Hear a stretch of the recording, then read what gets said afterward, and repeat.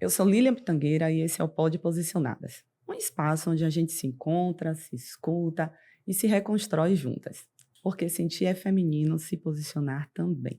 Nos últimos episódios, nós falamos sobre a amizade feminina e a possibilidade de reconstrução após um abuso. E também como tudo isso é importante na continuidade da vida da gente encontrar um bem-estar. E hoje a gente entra num lugar um pouco mais importante. Será que dá para a gente se escolher antes de tudo acabar? Então, a gente vai falar aqui sobre o amor próprio, o retorno e o resgate disso dentro da relação. E para essa conversa, eu recebo a psicóloga, mãe empreendedora Paula Marques, especialista em TCC, terapia dos esquemas e EMDR e terapeuta de casais.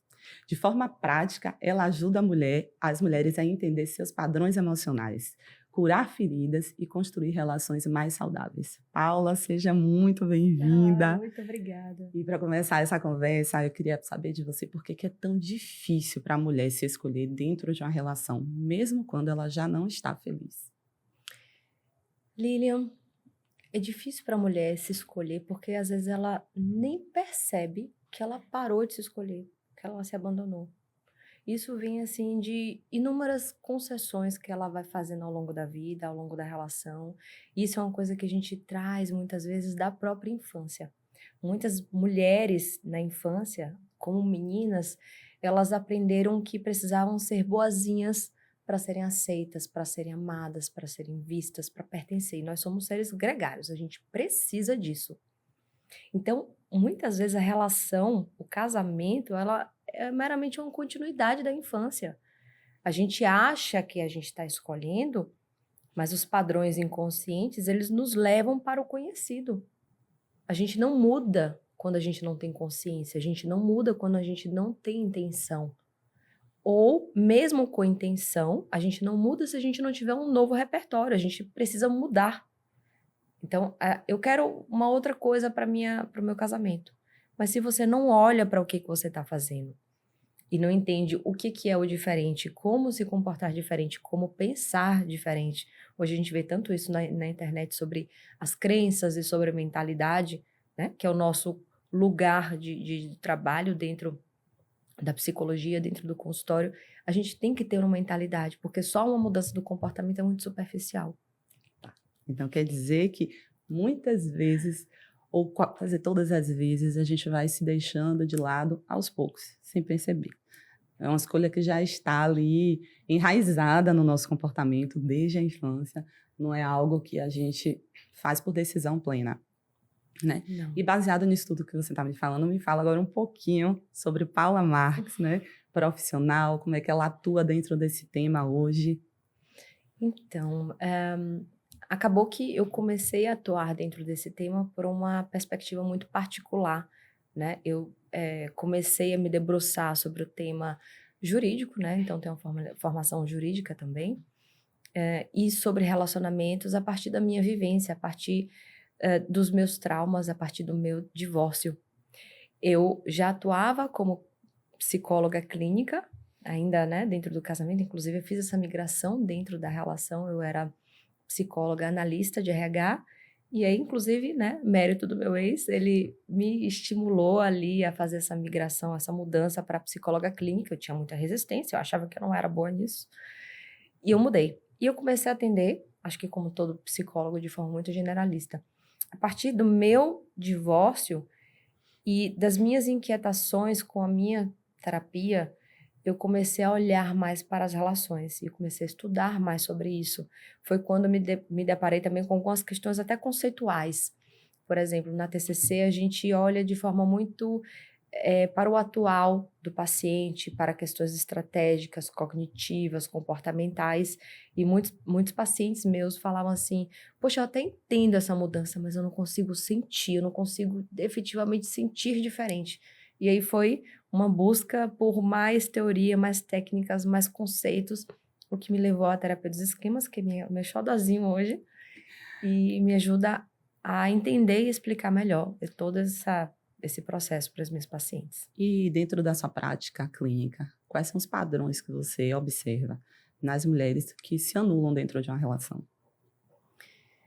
Lilian, eu percebo que as mulheres, elas começam a fazer pequenas concessões.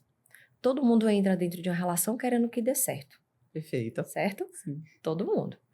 Mas a socialização feminina, né, isso vem da infância, é de que a menina cede mais, a menina tem que ser boazinha para ser aceita. Então, essa socialização, ela continua dentro da relação, ela é perpetuada. Então, as concessões, elas vão acontecendo por etapas. Primeiro você se afasta dos amigos porque ele não gosta muito dos seus amigos. Aí ele critica a sua roupa e você quer fazer uma mudança para agradar. E aí você começa a romantizar esse desconforto. Você vai deixando de fazer coisas que você gosta em prol do conforto do outro, em prol da relação. E isso vai isso vai evoluindo. E muitas vezes evolui para um lugar que a gente não espera, porque a gente começa a fazer isso de forma, novamente, inconsciente. A gente vai permitindo que o outro ultrapasse devagarzinho os limites até a gente se perder. Isso, né, essa perda dos limites é que promove essa autoanulação. É interessante, né, você falando sobre isso. A gente teve aqui o primeiro episódio que a gente fala sobre a amizade feminina e o poder que isso tem. E uma das coisas que eu tenho observado, né, apesar de não ser minha área de atuação, a psicologia, é que é um comportamento muito comum de anulação dentro de uma relação, é o afastamento dos amigos, principalmente das amigas, onde muitas vezes são questionadas, né, se são realmente nossas amigas, se fazem bem para o casamento. Eu tenho uma amiga mesmo, inclusive, que no fim do casamento dela, uma das coisas que ela ouviu do ex-marido foi que quem destruiu o casamento deles foram determinadas amigas. E é impressionante como esse movimento, como você acaba de confirmar, ele é inconsciente na maioria das vezes, né? E ele é gradativo também. É um pouco muito parecido com aquela história do sapo que ele é colocado para cozinhar, né? Uma situação muito confortável, a água ali fria, morninha, depois fica maravilhoso. Nossa, como é bom ficar aqui, eu não quero mais. Quando ele percebe a temperatura aumentou, ele morre porque ele não tem mais forças para sair daquilo. E o que era confortável, que parecia ser saudável e gostosinho, de repente, na verdade, era só uma ilusão ali, né, de cenário para anular e destruir aquele ser. Você acredita que dá para a gente fazer uma comparação dessa história com a vida da mulher nas relações, né, onde a gente é ensinada desde sempre, até nas brincadeiras que a gente tem, as brincadeiras das meninas, cuidar da casa, brincar de boneca, é sempre o cuidado, né? Querem mostrar para a gente que isso é da gente. Isso já nasce com a gente, é nosso, é da essência feminina. É da essência feminina, o cuidar. E esse é o nosso principal papel na sociedade, na família, né? E mesmo em tempos modernos, onde as mulheres vão para o mercado de trabalho, observe que elas são julgadas quando elas abandonam esse lugar de cuidado. Então, você realmente acredita que quase que 100% dos casos a mulher ela não se deu conta de que ela abriu mão dela e da vida dela, né? Achando realmente que era um cuidado, um complemento daquela relação para viver em harmonia, a família. E quando ela se percebeu, ela já estava anulada. Ela já nem sabia mais qual era a vida dela. Mas sabe o que é interessante? Esse exemplo do sapo sendo cozido, né, nessa água quente, ela é super interessante, mas existem as teorias psicológicas sobre isso. Existe um experimento sobre conformidade social, né? Ele foi conduzido por Solomon Asch, Sim. em 1951. Era assim, o experimento ele colocava várias pessoas já atores dentro de uma sala e uma pessoa que era a pessoa que estava sendo estudada. Ele colocava ali, então, essas pessoas tendo que responder a uma questão. Então, tinha assim, uma coisa muito óbvia, né? Uma prancheta com uma linha aqui de referência e você tinha que dizer qual das outras linhas tinha o mesmo tamanho. Todos os atores diziam uma linha errada, de tamanho errado. E aí começavam e chegava a última pessoa, que era a pessoa que estava sendo estudada. Ela dizia a linha igual aos outros, a linha errada. Por quê? Porque é uma questão de conformidade. Você começa a se questionar: será que eu estou entendendo esse teste? Será que eu estou vendo isso mesmo? Devo estar errado. Está todo mundo vendo uma coisa e eu estou vendo errado. Então, a gente tem essa tendência de estar conforme o grupo, porque é uma questão de sobrevivência. A gente precisa estar dentro de um grupo. E isso, dentro dos relacionamentos, acontece muito semelhante. Quando você tá ali com a pessoa questiona, não é assim do jeito que você... Não, realmente, eu devo estar sendo exagerada, eu devo estar querendo demais. A Exigindo mulher, muito do parceiro. tô exigindo muito dele. Não, olha quantas vezes eu escuto, mas ele é um homem tão bom. Eu escuto tanto isso. E o que é ser bom? É ser bom, mas é ser acomodado. É ser bom porque não tá matando ninguém. É ser bom porque não tá batendo. Mas ele também não tá colocando comida em casa. Ou então, mas ele nem tá me traindo, ele nem me bate. Todo relacionamento é assim. Então, a gente vai se conformando também ao que nos é apresentado e ao que nos é oferecido. Então, seria muito prudente dizer que, na verdade, ainda que a gente perceba em algum momento da relação que algo não vai bem, que não está atendendo a gente, quando a gente encontra no meio social, né, principalmente entre as mulheres, outros casamentos em situações piores, a gente tende a olhar só para aquele ponto negativo, mas pelo menos, olha, não está fazendo o que o marido daquela minha amiga faz. Exato. Né? Que é ser violento depois que bebe, ou que é trair, né? Ou que não está presente naquele momento da vida dela. Então a gente acaba não cuida tirando dos filhos. Isso, então a gente acaba tirando o ponto de observação, que é o nosso bem-estar, né? A dignidade dentro da relação e o justo de complementar um ao outro na relação, simplesmente para olhar que bom que ele ainda não faz aquilo. Exato. Ele já é maravilhoso porque ele não comete aquele erro, né? Ele não está me destruindo. Uhum. Ele só está tentando acertar, porque a gente tende a ser muito compreensiva, né? Eu não vou generalizar aqui com os homens, mas com os outros, porque a mulher tem esse olhar de cuidar, de querer acolher. Então, a gente está sempre tentando enxergar no outro uma justificativa. Exatamente. Muitas vezes lá na infância que você também teria para ser assim, mas não é. Mas de que justifica aquele comportamento. E as mulheres, elas tendem, principalmente agora nesse momento sociocultural no qual estamos, as mulheres elas estão buscando muitas informações, estão buscando autoconhecimento, estão não aceitando mais as coisas e os homens não estão acompanhando.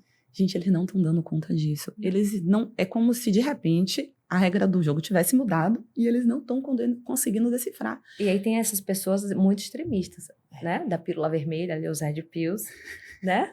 Os incels, estão se revoltando contra as mulheres e a misoginia aumenta. E é um movimento assustador.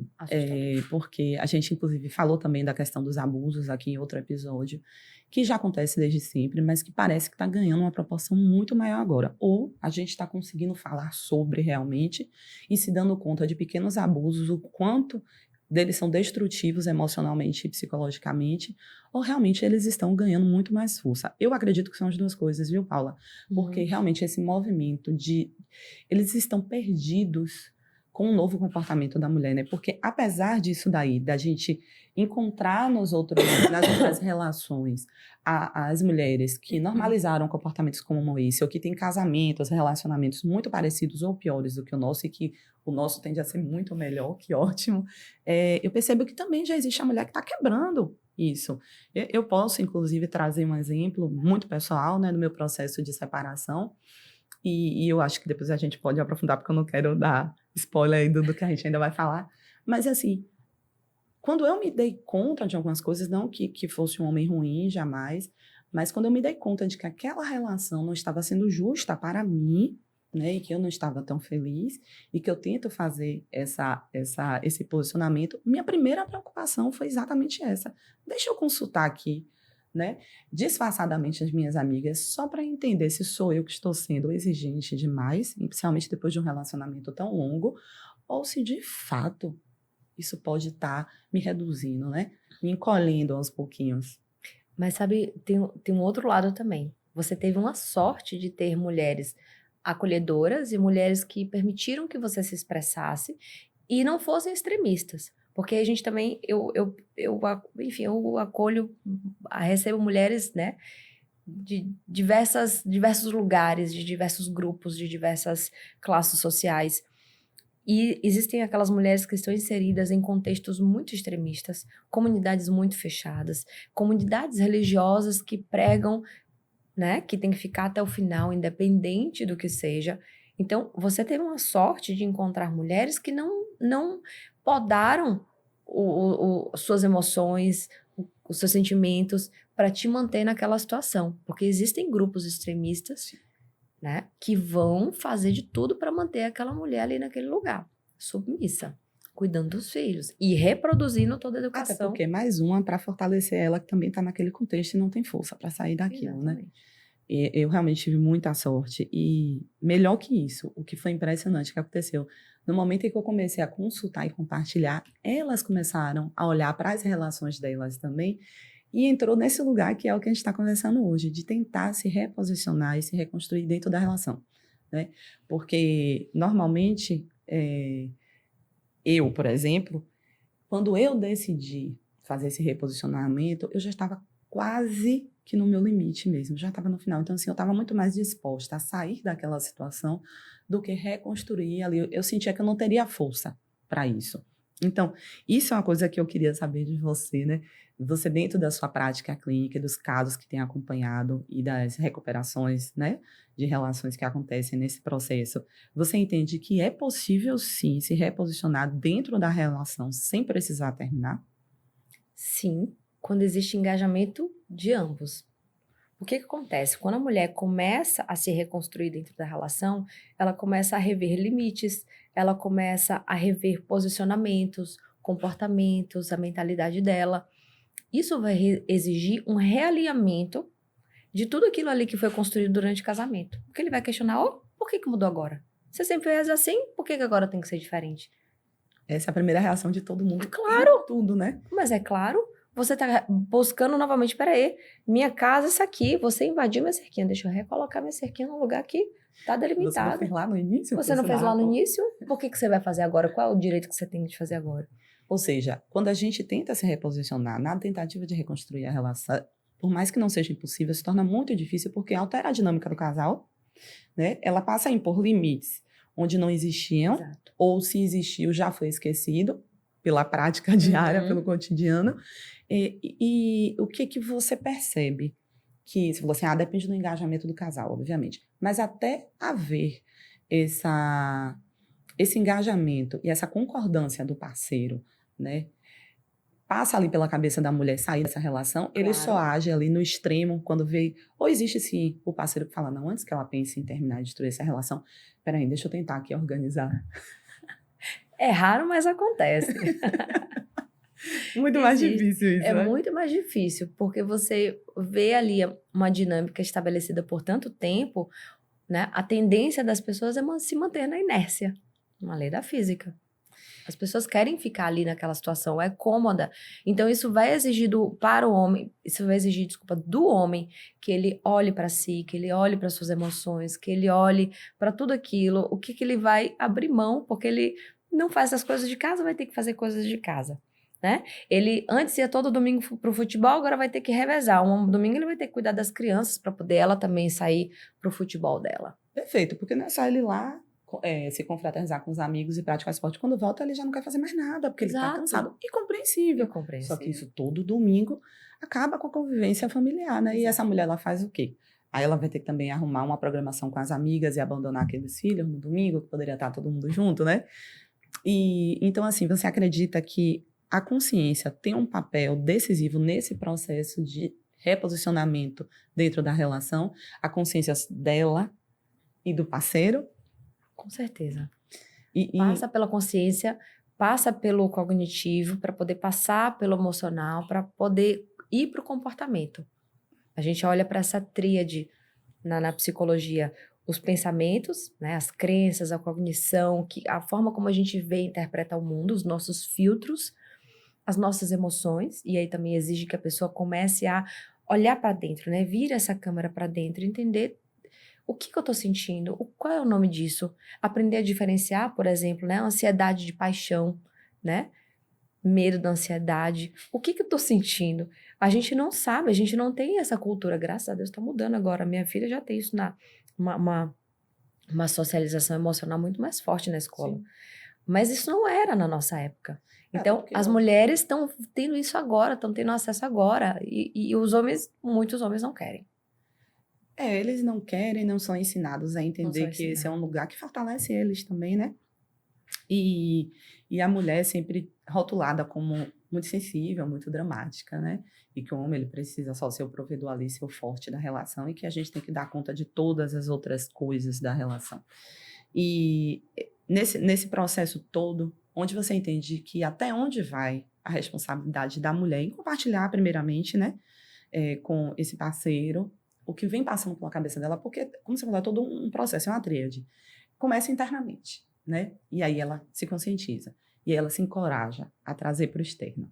E muitas vezes aí, o encorajamento vem só através da terapia, ou com a terapeuta. E demora todo um tempo para vir para esse parceiro.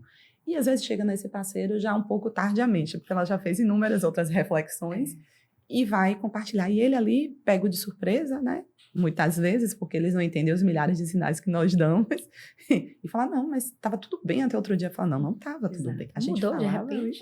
não mudamos de repente. E aí, com esse processo em que a gente, qual é essa responsabilidade que a gente tem, né? De trazer para esse parceiro abertamente, sem que isso seja interpretado como interesse em uma pessoa fora da relação, sem que isso seja interpretado como uma decisão de terminar aquela relação, mas da possibilidade, né, dele ajudá-la a reconstruir, a reconfigurar, na verdade, essa relação, que ela não precisa mudar totalmente, só às vezes você trocar algumas coisas de posição, melhorar, obviamente, a gente... E a gente também, como mulher, muitas vezes a gente acha que está acertando ali um excesso de cuidado, não está fazendo muito mal para ele, também está sufocando, e ele nunca verbalizou, mas sem ter um lugar de morada de culpa, sabe? Para a mulher, de poder conversar com ele assim, sabendo que vai ter um primeiro momento em que ele vai rejeitar, que ele vai resistir àquela ideia de mudança, de reconfiguração da relação. Na terapia, você percebe que você precisa fazer esse trabalho com a mulher? Sim. Engraçado você traz isso como se fosse assim, um dia ela acorda e percebe que vou reconfigurar, né? Isso. De forma muito consciente, mas não é assim que acontece, né? Então ela chega na terapia toda confusa, as emoções à flor da pele, com diversas queixas muitas vezes. Às vezes ela vem com um transtorno um transtorno alimentar, um transtorno ansioso, um transtorno depressivo, um transtorno de humor, queixas diversas que são ali sintomas que estão dentro daquela relação, coexistindo naquela dinâmica. Então, quando ela chega, e hoje eu tenho várias ferramentas, porque além, né, de ser psicóloga individual, né, atendimento individual, eu também sou psicóloga de casal, então tenho essas ferramentas de comunicação, de negociação, de fazer ali uma mediação entre eles. Então, até individualmente, eu vou oferecendo essas ferramentas para os pacientes, para elas levarem para a relação. E é o que eu digo para elas, olha, é como se você tivesse acordado. Você agora tem mais consciência do que ele, né? É como se você, não é exatamente como se fosse o adulto da relação, mas, né, quando a gente olha para uma criança, o adulto tem mais responsabilidade do que uma criança, porque tem mais consciência, né? Tem mais direcionamento, entendimento, ampliação do olhar. Então, ela está ampliando o olhar dela, então, consequentemente, ela tem um pouco mais de responsabilidade sobre o que ela faz, porque ela já tem mais intencionalidade. Perfeito. Então, ela pode, e aí, obviamente, parte do interesse da mulher, porque a mulher muitas vezes não está ali interessada em, esse cara, não sei o que, ela está ali só se fortalecendo, entendendo, se estruturando para sair da relação. Já desistiu da relação. Muitas já desistiram, mesmo que não tenham se dado conta. Mesmo que não admitam, né? Mesmo que não admitam para si mesmos. Mas inconscientemente ela já começou a se preparar para sair dessa relação. E muitas também ficam ali angustiadas porque a separação é um processo. O divórcio é um processo. Não é um dia que chega, aliás, tem até quem faça isso. E eu conheci já que chegou num dia, 10 dias depois estava tudo resolvido. Tudo resolvido. Gente, é necessário você ter absoluta certeza sobre isso. Mas existe. Mas existe gente assim. Existe. Mas é muita exceção, é muita raridade.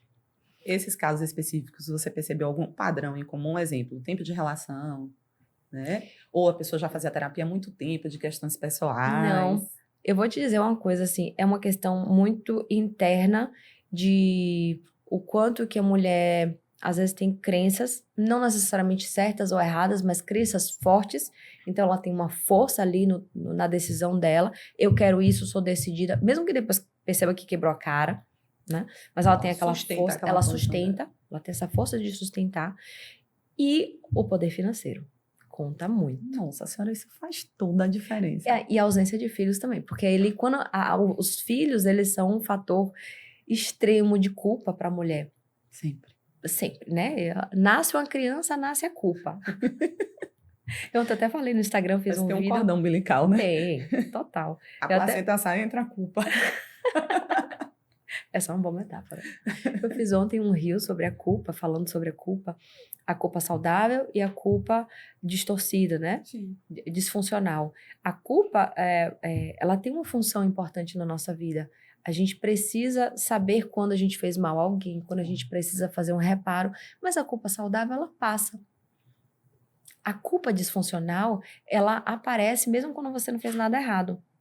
Ela tá ali o tempo todo, ela vira uma voz interna de acusação. É quase como uma justificativa para você permanecer em situações que você não deveria permanecer?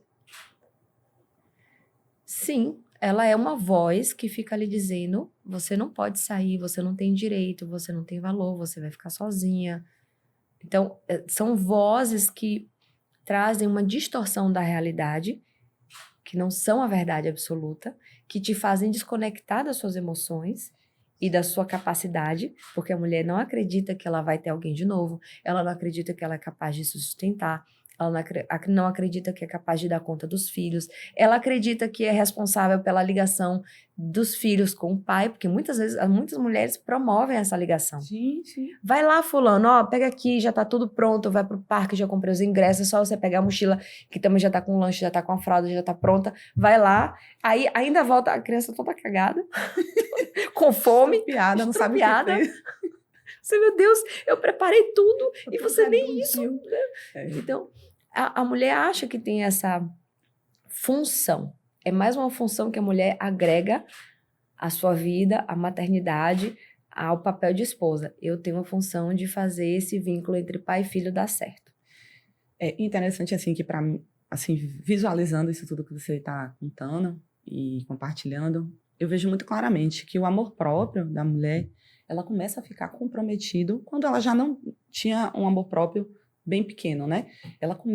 Ele começa a ficar comprometido no decorrer da relação. E aí, quando chega nesse momento, você percebe, por exemplo, que é necessário primeiro trabalhar o amor próprio dessa paciente para que possa ter um progresso nesse processo de reencontro, de reposicionamento dessa mulher na vida, né? A consequência disso, eu acho que permanecer na relação ou não é consequência. Depende de muitos fatores, porque não é só dela. Exato. Porque a mulher até pode estar muito disposta e querendo permanecer naquela relação, mas como diz o ditado, quando um não quer, dois não brigam, gente. E também quando um não quer, dois não se entendem. Só o amor não é suficiente. Só o amor não é suficiente para sustentar uma relação, para fazer a coesão, para garantir ali a negociação das partes, a mediação, o interesse dele.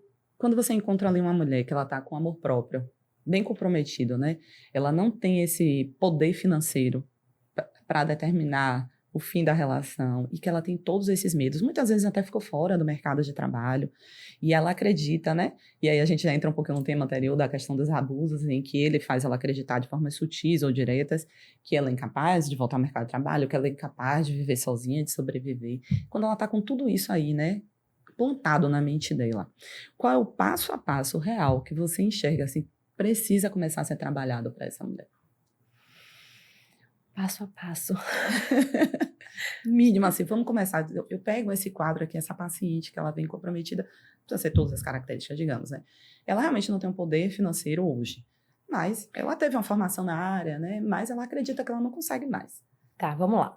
O passo a passo, né? Como é que, de uma visão assim muito bruta dos atendimentos que eu faço, eu vou entendendo o que a mulher já tem de forte, né, fortalecido dentro dela, e o que faltou, principalmente na infância, porque essa falta da infância, ela repercute na vida adulta. E aí, a terapia dos esquemas, ela é muito amorosa e me permite olhar para isso com muita consistência, inclusive com muita técnica. Que a gente tem as 5 necessidades emocionais, agora já até soube que tem uma evolução disso aí, são 7 necessidades emocionais, mas eu preciso estudar mais sobre isso, mas basicamente esse modelo ainda funciona. A gente precisa de afeto e segurança, né? E quando a gente olha para a evolução humana, né? Um bebezinho até virar criança, até virar adulto, a gente olha para essas necessidades de forma progressiva. A gente precisa de afeto e segurança, a gente precisa do colo de alguém que alimente, de alguém que troque a gente precisa de autonomia. A gente quer pegar um copo sozinho, a gente quer escovar o dente sozinho, a gente quer subir nas coisas sozinhos. A gente precisa de lazer, a gente precisa de estímulos para poder se desenvolver cognitivamente, verbalmente, fisicamente. A gente precisa de limites. A gente precisa que alguém diga, não pode fazer isso é errado, vai fazer dessa maneira, tem que tomar banho, tem que dormir, né? Limites. Sim, sim. Um abraço é um limite. Limites saudáveis são extremamente protetores e construtivos.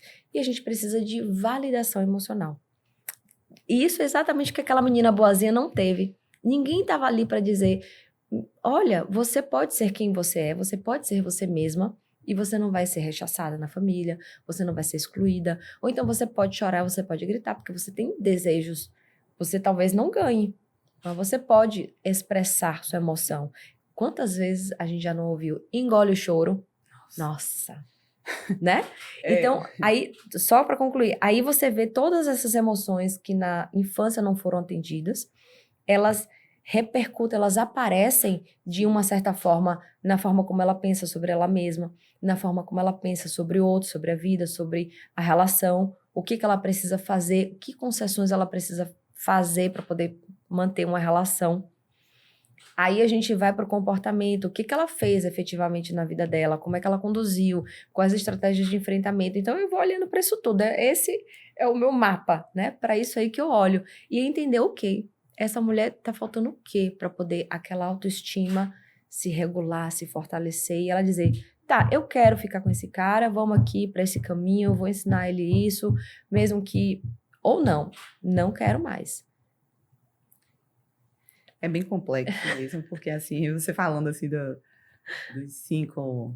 As 5 necessidades As emocionais. 5 necessidades emocionais, a gente vai acompanhando uma a uma e vai percebendo, né? Eu fui revisitando com as coisas da minha infância e fui vendo, não, eu tive isso, não tive isso, tive isso, não tive.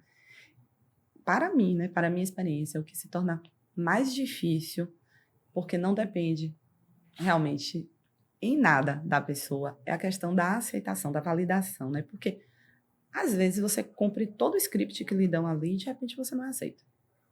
E você às vezes fica ali, fala, como assim? Eu tô fazendo tudo o que precisa ser feito e você fica cada vez mais querendo agradar, né? E talvez às vezes você veja mulheres fortes, incríveis, com potencial fantástico, simplesmente buscando a validação do outro dia após dia, não só na relação amorosa, num casamento, por exemplo, mas em outras relações também, né? E então, assim, o amor próprio, ele acaba vindo não só daquela relação, vem toda a história de vida da pessoa, né? Que ela já pode entrar nessa relação com o amor próprio comprometido e sendo facilmente manipulada e controlada, exato, porque ainda às vezes que não tenha sido a intenção daquele parceiro tomar essa posição ali de dominador, é um cenário perfeito. Exato. É tão fácil. E aquele limite que não existe, então ele vai ocupando espaço. Sim. Naturalmente.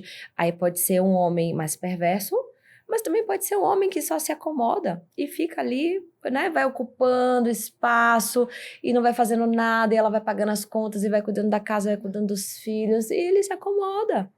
Né? A gente vê... Desculpe, pode falar. Desculpa, eu queria até apontar isso, né?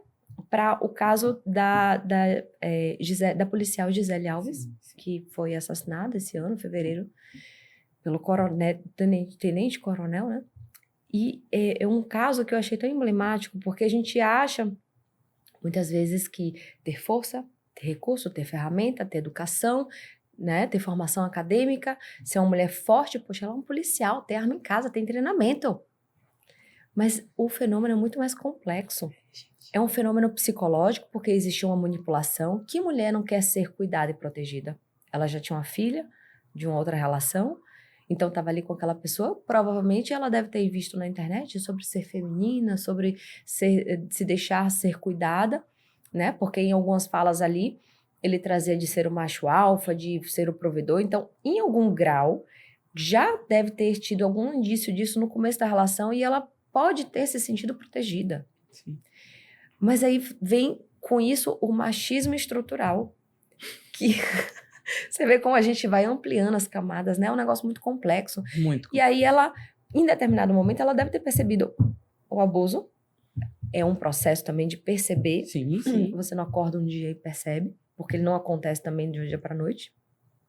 Mas a partir do momento que ela percebeu, que falou, não quero mais, ele já achava que ela é minha e, né, o direito é meu, o poder é meu e não vai ser de mais ninguém. E muitas vezes, né, essa mudança no comportamento da mulher, nesse posicionamento da mulher, altera a forma como ela é tratada por esse parceiro. Isso acaba muitas vezes chocando essa mulher e deixando ela perdida. Eu acredito, por exemplo, que num caso como esse, de uma mulher muito bem preparada socialmente, né, fortalecida pela própria profissão, com a história de vida dela, independente e tudo mais, talvez quando ela tentou ali, pelas conversas que a gente percebe, se posicionar e mudar, a mudança comportamental dele também é muito brusca, e aí a gente passa a conhecer um lado da pessoa que a gente não conhecia, e muitas vezes a gente não está preparada para lidar com aquilo. E aí é ali que mostra a nossa real fraqueza, né? Porque ali a gente não... Era muito fácil a gente se posicionar, porque a gente estava dentro do controle dele, ele permitia que você estivesse naquela área ali, você estava se achando muito segura de si e protegida por ele quando necessário. No momento em que você se dá conta que aquela proteção ultrapassa um limite saudável e você passa a se posicionar diferente, começa a ter alteração no comportamento dele, muitas mulheres se assustam. E eu acho que é nessa hora em que eles conseguem, de fato, torná-las vítimas. Porque percebe, conclui, né, que, de fato, aquela força toda foi só um preparo e não tem base, porque às vezes a base estava lá na infância, né? Você vê como a gente volta para a infância? Volta sempre. Eu acho lindo isso. E aí é engraçado, eu tenho alguns pacientes que falam assim, eu não acho que não tem nada a ver em minha infância, eu já superei isso, tá tudo no passado, vamos tratar daqui para frente. Tá, né, assim... É uma negação completa, né? Das suas bases.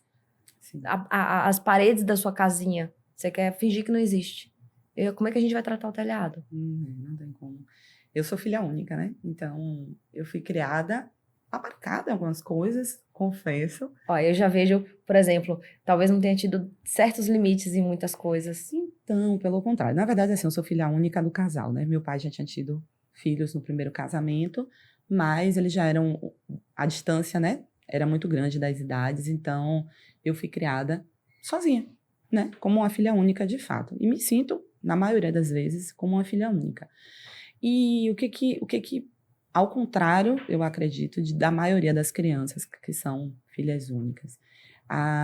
Uma das versões, que era o meu pai, que ele já tinha outros filhos e já tinha tido outras experiências, ele estava sempre me encorajando a superar alguns limites. Enquanto que a minha mãe queria me proteger o tempo inteiro. E ele ficava enlouquecido com aquilo, porque ele queria que eu avançasse, que eu não dependesse. E eu me lembro muito claramente, ainda na minha infância, que ele teve uma conversa uma vez comigo, e ele falou assim, veja bem, minha filha, eu não vou deixar nenhum bem para você, mas eu vou lhe deixar uma coisa que ninguém nunca vai tirar de você.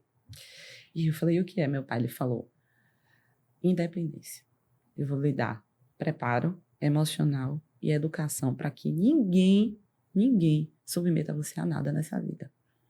Então, eu só quero que você lembre disso, que você não precisa fazer nada que você não queira. Que lindo. E naquela época eu achei tão complexo aquilo. Eu falei, meu Deus, como assim? Ele falou, não. Como é que eu vou usar isso na minha vida? Eu falei, como assim, meu pai? Porque eu estava ali o tempo inteiro fazendo o que eles queriam, né? Então, para mim foi muito óbvio, assim, como que eu não vou precisar fazer o que todo mundo quer? Ele falou, não.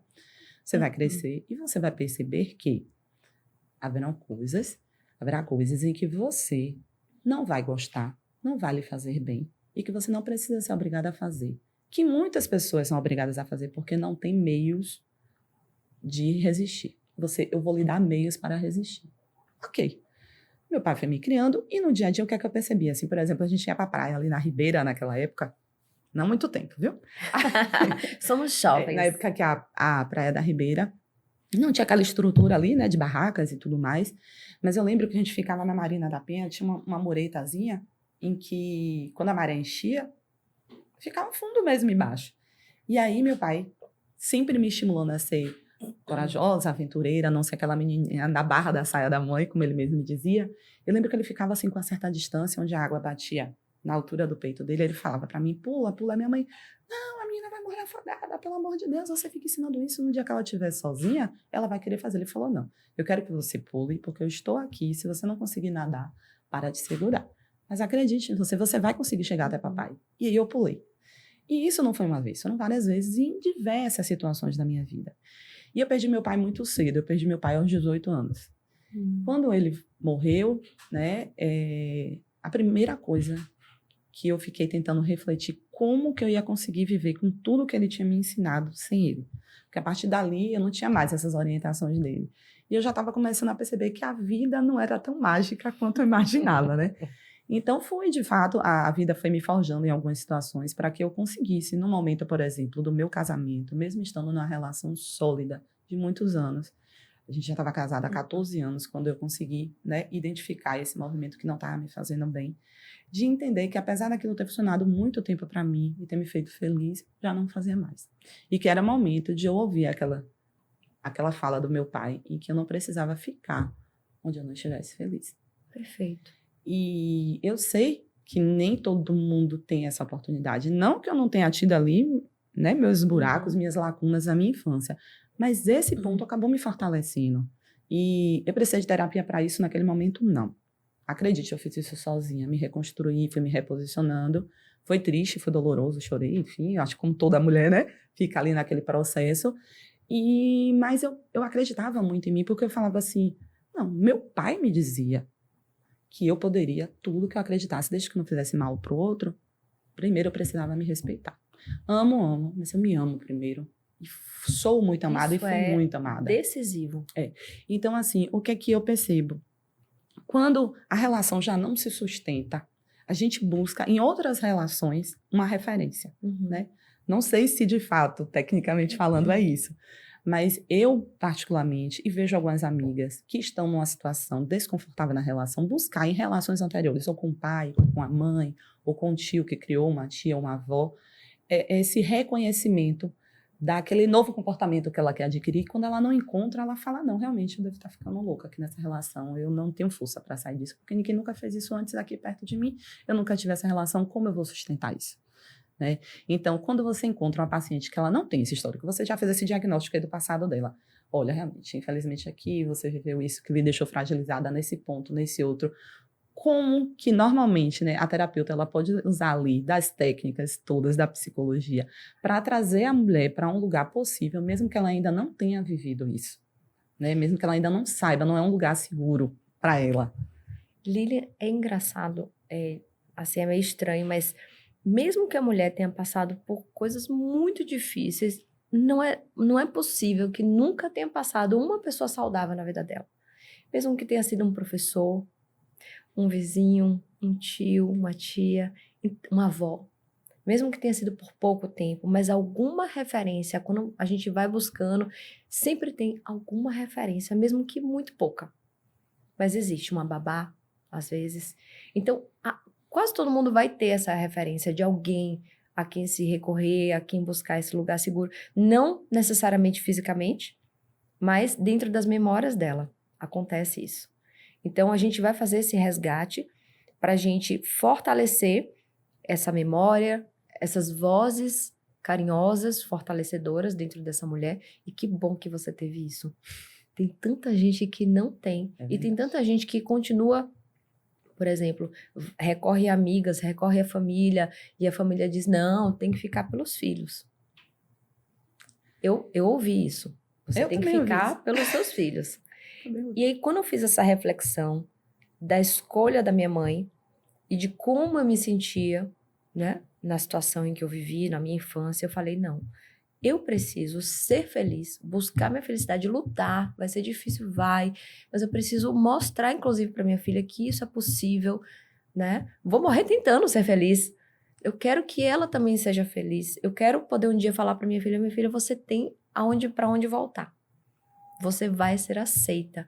Mas eu preciso fazer isso primeiro comigo, porque senão eu não vou ter nem estrutura para poder fazer isso com minha filha. É verdade. Então, a gente consegue, e assim, mesmo que a pessoa não tenha nada, 000, ela encontra isso na terapia. Perfeito. E aí, obviamente, né, precisa ser um perfil de um terapeuta, uma terapeuta, geralmente é uma psicóloga, uma terapeuta, mulher, que tem esse acolhimento maior, essa capacidade de acolher, de fazer a pessoa se sentir à vontade ali ao lado dela para criar confiança e aos poucos ir aprendendo com a própria relação da terapia como fazer lá fora, como identificar essas pessoas acolhedoras lá fora. Porque aí você começa a ampliar também a visão. É como se você só vê o que você conhece. Quando você começa a conhecer mais, você começa a perceber que as pessoas já estavam ali, você só não sabia, não via que era uma possibilidade. E achava que não era alinhada ali com sua energia, de repente. Exatamente. Então, tem essa questão, né, desse alinhamento, que a gente fala desse alinhamento energético, Sim. É um alinhamento de percepção, Sim. né? Tinha um conceito, esqueci o conceito, que é da percepção, que ela vem da Gestalt, quando você tem aquelas duas figuras, você já viu aqueles exercícios que tem uma figura, né, um desenho, mas você pode ver com duplas uma mulher... interpretações. Exatamente. Então, você vai ver a partir do seu lugar, da sua referência, do seu ponto de vista. Esses testes são muito, muito incríveis mesmo. E, às vezes, acontece de você ver mais de uma perspectiva. Exato. Aí você escolhe, geralmente, a que é mais confortável, né? A que está mais conectada com o padrão que você estava acostumado. Isso. E às vezes você acha que aquela é a única perspectiva, você decide não, essa vai ser a perspectiva única e abandona a outra. Você falando assim que você está criando sua filha para ter um lugar para voltar, e aí vou trazer de novo para uma história pessoal. No dia que eu casei, eu morava com minha avó já, porque meu pai já tinha morrido, minha mãe casou novamente, e aí eu decidi continuar com a minha avó, e aí no dia que eu fui casar, eu fui conversar com a minha avó, e ela falou assim para mim: filha, você sabe que se eu fosse jovem nos dias de hoje eu não casaria? Você sabe que eu casei obrigada, porque não teve jeito. Eu falei, sei, vó, eu sei. Você sabe que eu já casei com 23 anos? Eu falei, sei. Pronto, você já ouviu essa história, né? Então, deixa eu te falar uma coisa. Hoje você pode trabalhar, sair, ser dona da sua vida, sem precisar, né, ser podada, sem precisar ser reduzida a nada para estar numa relação duradoura. E que bom que a vida evoluiu. Mas se você entende que o casamento é um caminho que o seu coração está pedindo, vá, dê o seu melhor e seja feliz. Mas eu quero lhe dizer uma coisa. Você está vendo aquele quarto ali? Eu falei, tô. Ele vai continuar sendo o seu. E o dia que você não estiver mais feliz, eu quero que você arrume as suas coisas e venha. E você não precisa me dizer o motivo. Apenas volte. Este é o seu lugar. Volte, porque aqui você vai ser bem cuidada, você vai ser amada. E no dia que você quiser falar o motivo, você fala. Mas esse é o seu lugar. Você sabe qual foi o mais incrível disso? Que isso não foi da boca para fora. Era o meu quarto durante todo o meu casamento. Ela faleceu 2 anos antes de eu me separar. E aí, eu me lembro que até então ninguém podia chegar, porque casa de volta todo mundo chega, todo mundo vai ficando. Então, ninguém podia chegar lá e dizer assim, vamos mudar aqui. Não, esse quarto é o de Lia. Mas Lia casou já tem mais de 12 anos e minha mãe, não importa, é o quarto dela. Se ela precisar um dia voltar, é o quarto dela. Eu quero que ela saiba que ela ainda tem um lugar, porque isso, né, é você olhar e ver ali materializado o seu espaço. Não é porque você construiu uma outra vida, você fez uma outra escolha, que você não pode retornar para um lugar de acolhimento.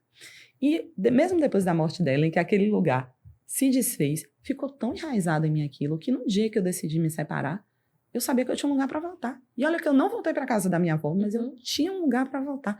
Isso é muito forte, muito simbólico, Paula. Você tem aí uma materialização de um quarto, mas isso pode ser internalizado por palavras, por gestos, por validação emocional, acolhimento emocional. Então, existem cuidadores, né, mãe, pai, protetores, que trazem isso. Essa sensação de eu tenho para onde voltar, eu pertenço a um lugar. Isso é tão lindo. É lindo demais. E aí a gente percebe, né, o poder da rede de apoio na vida das mulheres e na vida de todo mundo, na verdade, né? E me diz uma coisa, você como terapeuta, por que você entende, né, que é tão importante a gente não passar por tudo isso sozinha, a gente ter realmente uma rede de apoio para superar, ainda que às vezes as pessoas que estão próximas, né, tragam esse comprometimento dessa visão que você deve manter-se na relação, deve ficar ali tolerando, porque, afinal de contas, ninguém é perfeito, e aquilo é normal, tem tantos outros casamentos, e que a pessoa faz muito pior, e que você tem os filhos, e que como é que vai ser? Você vai ficar com um fardo financeiro, né?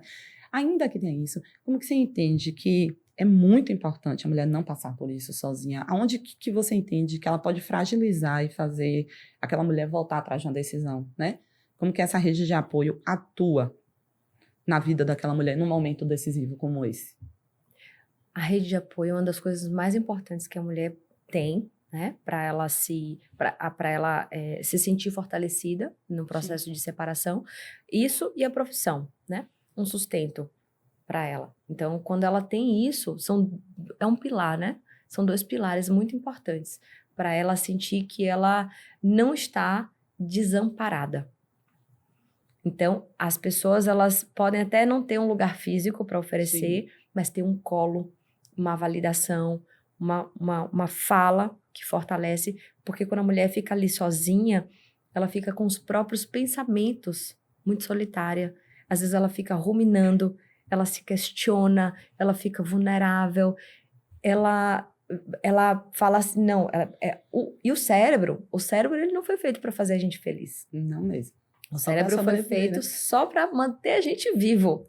Então o cérebro ele prefere o desconforto conhecido do que a felicidade, o desconforto conhecido do que a felicidade desconhecida. A gente não gosta do desconhecido. Existe um mecanismo de economia cerebral. Que vai demandar mais energia desse cérebro. Vai demandar energia, vai demandar aprendizado, vai demandar... né, esse cansaço, a gente tá tão cansada, a gente não quer novas relações porque as mulheres estão muito cansadas. Verdade. Então, fala desse processo de economia de energia. E aí, quando você tem ali uma rede de apoio, a pessoa, ela te lembra para onde é que você estava indo, ela te lembra por que você estava tomando essa decisão, ela te ajuda a olhar para outras alternativas. É esse olhar para fora, assim, é você não estar sozinha ali, só no looping do pensamento. Paula, a gente poderia dizer que, então, depois desse movimento todo, para a gente se reposicionar dentro de uma relação, e não é possível a relação chegar ao fim, a gente pode dizer que isso não é um fracasso, infelizmente é apenas a consequência de um despertar dessa mulher e que ela sim merece ser feliz e seguir a vida dela, infelizmente, fora daquela relação, né? É possível pensar dessa forma ou... Porque a mulher, ela, às vezes, se sente apenas fracassada, né? Não, fracasso é um conceito, né? A partir do que é sucesso para aquela mulher. E eu estava até pensando sobre isso. Eu trabalho tanto com divórcio, com mulheres que estão nesse processo do divórcio. E o divórcio, hoje, ele se tornou uma libertação de crenças antigas. Que muitas mulheres, elas permanecem ali em relações longas, sem se questionar sobre a vida, sem se questionar sobre a autoestima, o amor próprio. E quando ela chega nesse limite, que ela olha para a relação e não aguenta mais ficar naquela relação, ou então quando o sofrimento ele transborda para os filhos, aí ela fala, não, agora não dá mais para manter isso aqui, que acontece também. Então esse muitas vezes é um despertar para a vida real dela, para a autenticidade dela, para o que ela deveria realmente estar fazendo na vida. Então ela começa a romper crenças antigas, olhar para padrões antigos, para carências antigas, para faltas antigas a partir do divórcio. Porque hoje é possível a gente se divorciar sem ser excluída socialmente, mantendo uma profissão, podendo cuidar dos filhos, né?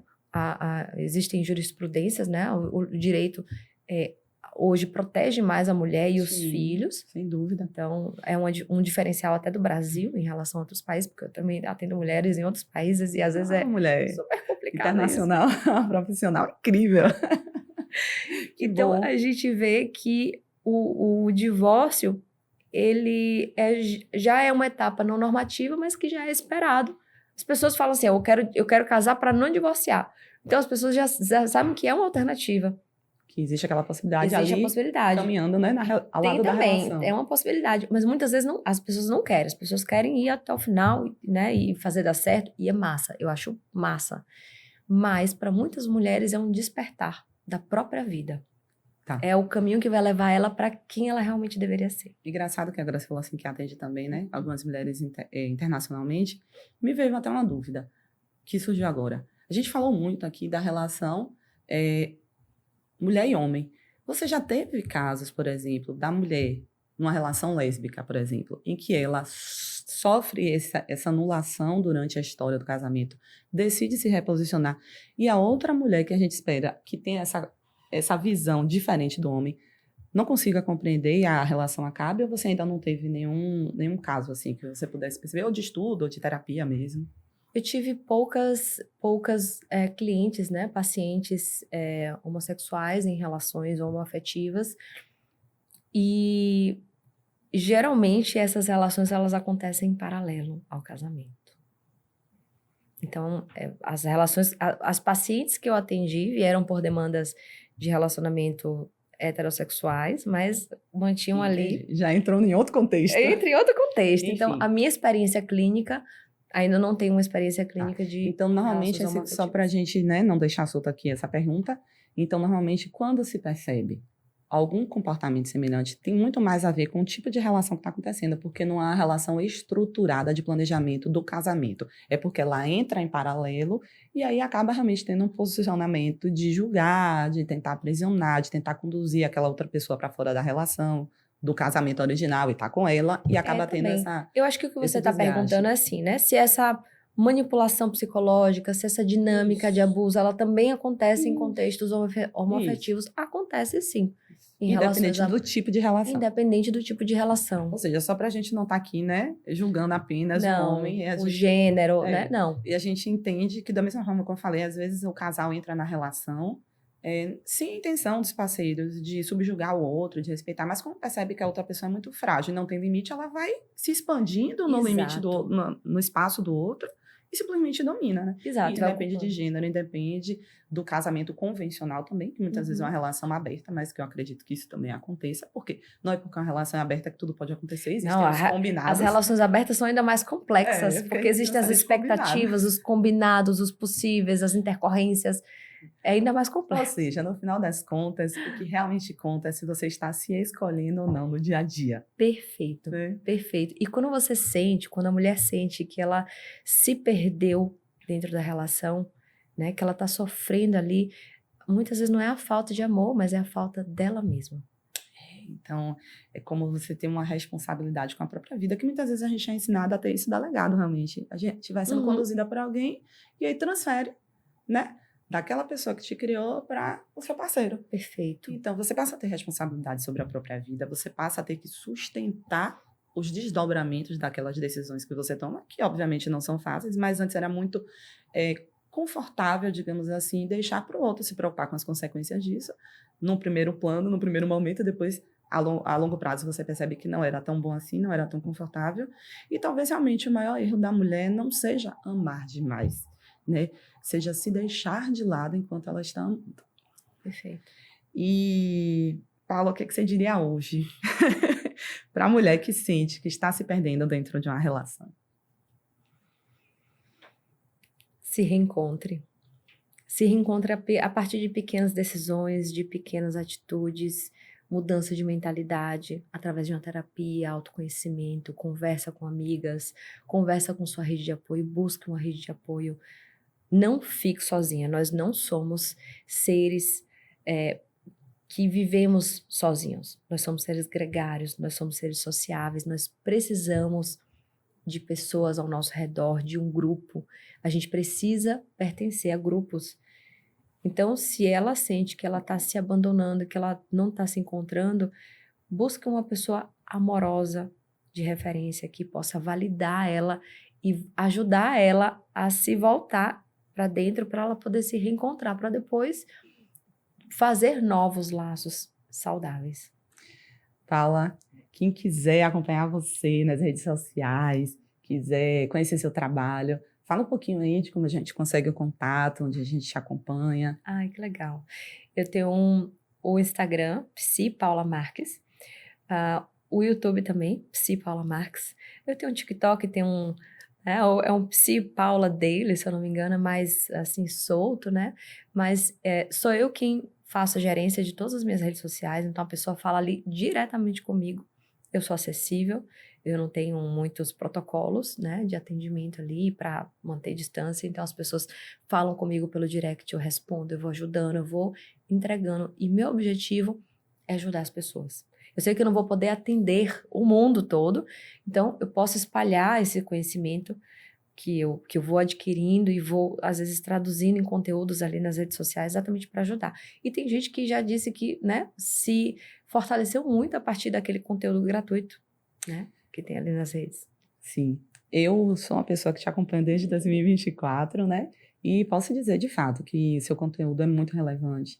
Muda, né, a perspectiva da mulher, principalmente quando ela está num processo de reconhecimento, de reconfiguração da própria vida. Como terapeuta, como mulher também, né? Você compartilha algumas vivências pessoais com sua filha, suas relações, todas as relações que você tem, porque nós somos seres complexos, né? Cheios de camadas, de fato. E importante demais, assim, destacar que a gente se escolher não é egoísmo, né? Não. É uma responsabilidade com a própria vida, é você não cometer o erro de só querer amar o outro sem olhar para si, porque a gente também não pode dar o que a gente não tem, viu, gente? A gente não consegue amar o outro com respeito, né? Sem excesso de cobrança, se a gente não consegue se amar, a verdade é essa. A gente acaba sobrecarregando o outro também. Uhum. E às vezes virando a pessoa tóxica ali da relação. Porque isso também aprisiona o outro.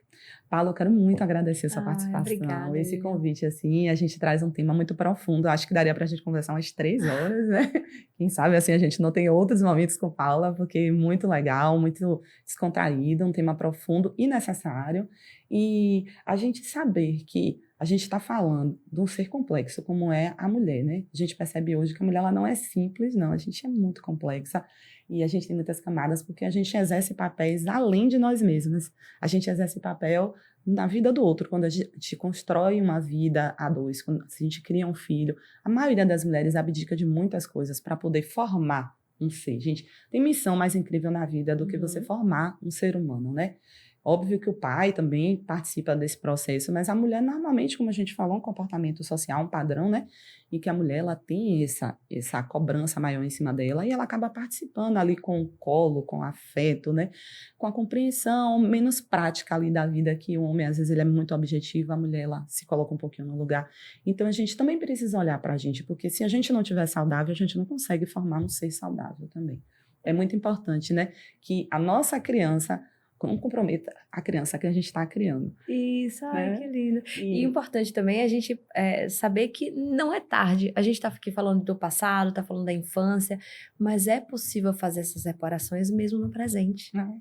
Sempre, né? Sempre é tempo, né? Como ouvi outro dia, não importa o tempo que já passou de sua vida, salve o resto da sua vida, porque vai valer a pena, tenha certeza disso.